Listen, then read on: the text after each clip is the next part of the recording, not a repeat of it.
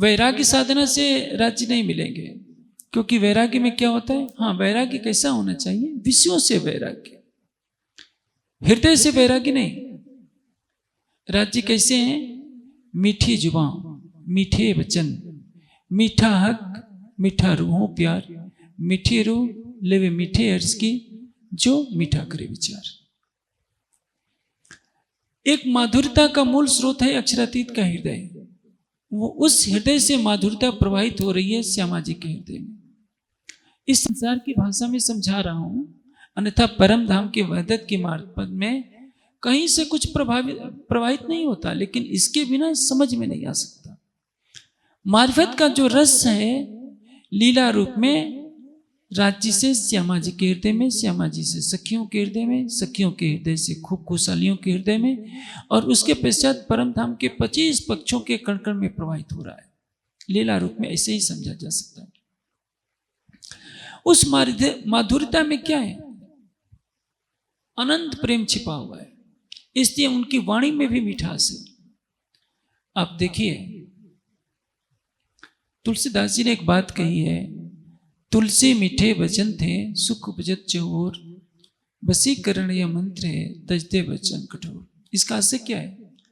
आप हृदय में चुभने वाली यदि आप बात कहते हैं तो वह कटु शब्द उसके हृदय में प्रवेश करके पीड़ा देता है, क्योंकि मधुर शब्द हृदय की माधुरता से प्रकट होता है, उसके हृदय में उल्लास भर देता है।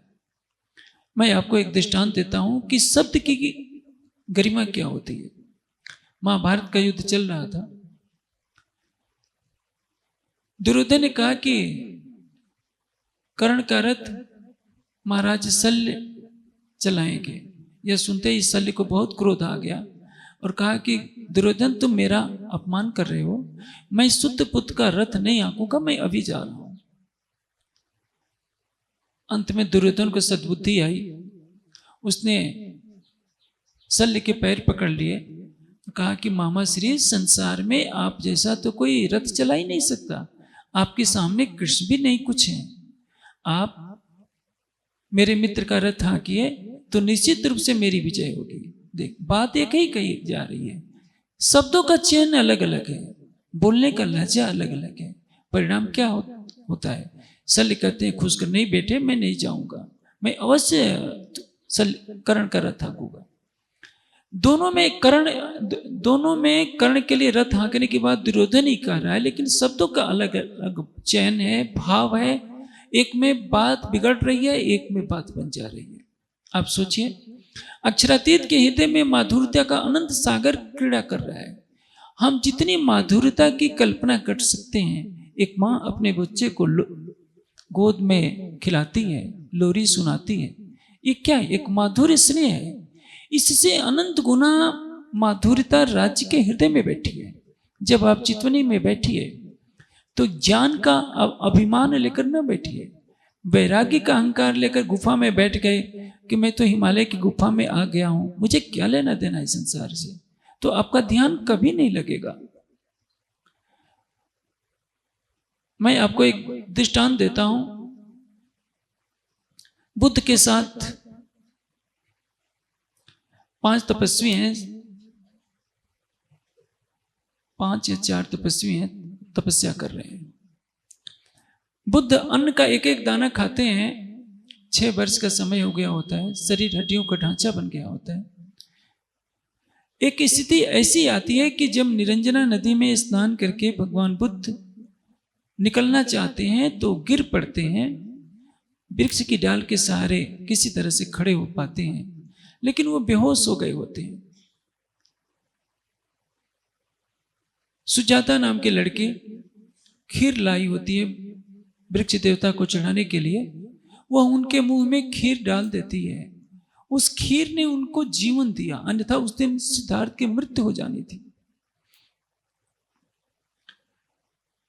जो 5 तपस्वी हैं वो देख रहे हैं कि ये बुद्ध तो भ्रष्ट हो गया, इतनी तपस्या करता था, एक युवती के हाथ का दिया हुआ भोजन कर रहा है, इसकी तपस्या पतित हो गई।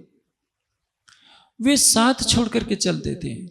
क्या है उनका हृदय? सुख का है, सुना हृदय। लेकिन बुद्ध सामंजस्य स्थापित करना जानते हैं। जीवन में समरसता की तरफ जो कदम बढ़ाता है वही लक्ष्य को प्राप्त करता है।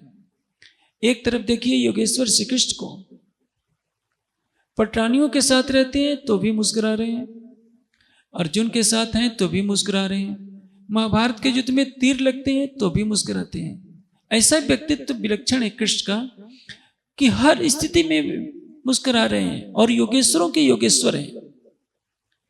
गीता भी उनको योगेश्वर कहकर वर्णित करती है। योगेश्वर का अर्थ क्या होता है? योगियों का सम्राट, और ऐसा सम्राट जो गोपियों के साथ नृत्य भी करना जानता है, मुस्कुराना जानता है। उसने वैराग्य की चादर नहीं ओढ़ी है, लेकिन सबके बीच में रहकर सभी विषयों से परे है, निर्विकार है। ऐसा योगेश्वर है। वो नहीं कहता कि मेरे सामने स्त्री आ जाएगी तो मेरा तप भ्रष्ट हो जाएगा, क्योंकि वो शरीर की परिधि से परे हो चुका है। तो मैं सुंदर सास से विशेष आग्रह करूंगा, जब वो चितौनी में बैठे तो अपने परात्म के स्वरूप का भाव लेकर के बैठे, शरीर की परिधि से परे हो जाए, अपने हृदय में रस की धारा बहाएं, हृदय की शुष्कता को दूर करें। अब ध्यान में बैठकर जब आप शरीर भाव से परे होंगे, जरा भी सुई की नोक के बराबर भी प्रयास कीजिए कि आपका शरीर हिले डुले नहीं। धीरे धीरे ऐसी स्थिति आएगी कि शरीर से आप परे होते जाएंगे। जब परात्म के श्रृंगार में, परात्म के भाव में राज्य की शोभा को निहारने का प्रयास करेंगे तो राज्य पल भर में ही आपके सामने प्रकट हो जाएंगे।